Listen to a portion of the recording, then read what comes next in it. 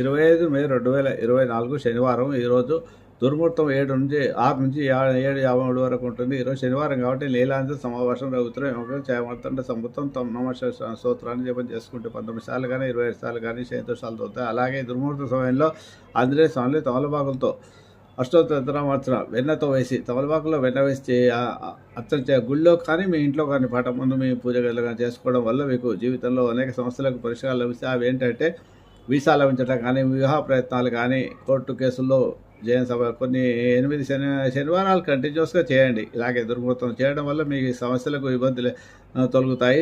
నమ్మకంతో వీసా రాని వాళ్ళకు వీసాల కొరకు కానీ, శత్రుబాధల కొరకు కానీ, అనారోగ్య సమస్యలకు కానీ ఏ సమస్యకైనా పనిచేస్తుంది. ఈరోజు రోహిణి కార్తీ ఈరోజు చంద్రగ్రహణ సమయ స్తోత్రాన్ని పారాయణ చేసుకోండి. 15 రోజులు మీకు బాగుంటుంది. అలాగే ఈరోజు జ్యేష్ఠ నక్షత్రం కాబట్టి ప్రియం గుగులిక శామం రూపేణ సౌమ్యం గుణోపేదం తమ స్తోత్రాన్ని కానీ విశ్వాస